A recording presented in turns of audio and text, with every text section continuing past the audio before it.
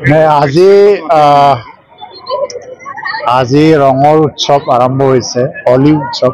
ভাৰতবৰ্ষত এইটো এটা পৰ্বৰ দৰে কৰা হয়, ট্ৰেডিশ্যনেলি পৰম্পৰাগতভাৱে। ৰঙৰ উৎসৱত সকলো ৰঙে মিলি যায়, এক ৰঙত একত্ৰিত হৈ যায়, আৰু এইটো এটা একতাৰ প্ৰতীক। জাতি ধৰ্ম বৰ্ণ নিৰ্বিশেষে উৎসৱটো পালন কৰে। আজি মই কোকৰাঝাৰ DN হিম্মত চিংকা পথাৰত সুভাষ নামৰ এটা লেডিজ ক্লাব তেওঁলোকে অৰ্গেনাইজ কৰা এই আয়োজনত মই অংশগ্ৰহণ কৰিছোঁ।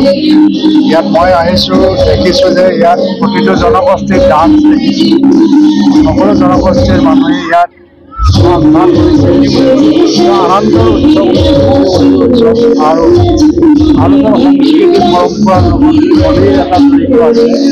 মানে আজিৰ এই উৎসৱত অংশগ্ৰহণ কৰিব মই আৰু সকলোলৈ কোকৰাঝাৰবাসীৰ লগতে সমগ্ৰ অসমবাসী ৰাইজলৈ হোলীৰ উৎসৱৰ উপলক্ষে মই অভিনন্দন জনাইছোঁ আৰু সকলোলৈ শুভেচ্ছা জনাইছোঁ।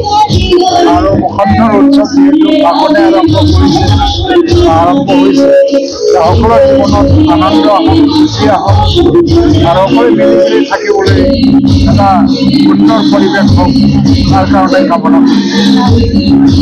আচ্ছা, সবাইকে শুভেচ্ছা জানাই। আজকে আমাদের বসন্ত উৎসব পূর্বাশার দ্বারা পরিচালিত এই বসন্ত উৎসবে আমরা সবাইকে আমন্ত্রণ জানাই। সবাই খুব খুশি মনে আসে এবং যারা যারা পার্টিসিপেট করার তারা পার্টিসিপেট করে। এখানে আমাদের একটা সম্প্রীতির রং আমরা ছড়িয়ে দিতে চাইছি সকলের মাঝে। আমরা সম্প্রীতি রক্ষা করতে চাই এবং এই জন্যই আমরা বসন্ত উৎসবটা প্রতি বছর অনুষ্ঠিত করে থাকি। মানে জাতির মানুষকে আমরা আমন্ত্রণ করি, সবাই যেন এখানে এসে আনন্দ উপভোগ করতে পারি, সেটার যথাসাধ্য আমরা চেষ্টা করি। আশা করি সবাইকে যেন খুশি করতে পারি আগামী দিনেও।